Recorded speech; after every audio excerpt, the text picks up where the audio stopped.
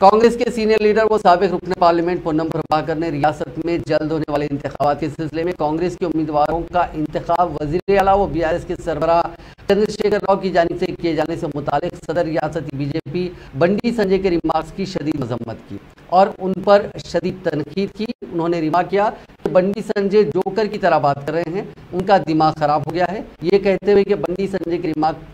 मज़हब का कैद है। उन्होंने कहा कि बंडी संजय कर्नाटक में जाफरानी जमात को हुई शिकस्त को बर्दाश्त नहीं कर पा रहे हैं। उन्होंने कहा कि बीजेपी और बीआरएस कांग्रेस को कमजोर करने की साजिश कर रहे हैं।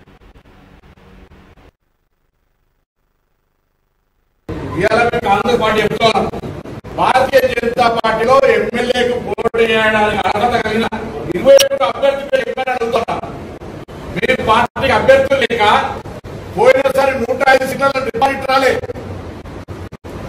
ఈసారి మీరు 4 డబ్బాలు ఓట్స్ కొడితే 20 సిగ్నల్ డిపాజిట్ వస్తాయి కావచ్చు అంతకంటే ఎక్కువగా మాత్రం నీకే పత్రేది ఇక్కడ రేపు అధికారంలోకి వస్తామని మాట మేము చెప్తా ఉన్నాం ఎందుకంటే తెలంగాణ ఇచ్చిన వాళ్ళగా తెలంగాణకు సంబంధించినటువంటి ప్రతి అంశం మీద అధికారం వ్యక్తులుగా భారతీయ జనతా పార్టీకి ఏ రైట్ ఉంది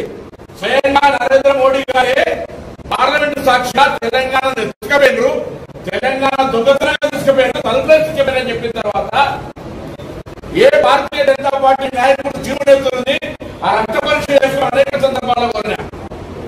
అసలు తెలంగాణలో మీరు ఈ 9 సంవత్సరాలుగా ఏ అభివృద్ధి చేసినా మనం అడుగుతా ఉన్నా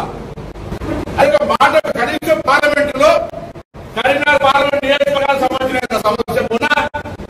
మా పార్టీ వాళ్ళు నిన్న ప్రోగ్రాం చేశారు కాంగ్రెస్ పార్టీకి సంబంధించిన వాళ్ళు అడుగుతున్నారు కదా ఆ రైల్వే బ్రిడ్జ్ నువ్వు తెచ్చినా అది ప్రభుత్వం తెచ్చిందా అసలు ఫౌండేషన్ ఆన్లైన్ కుటుంబ సౌకర్యం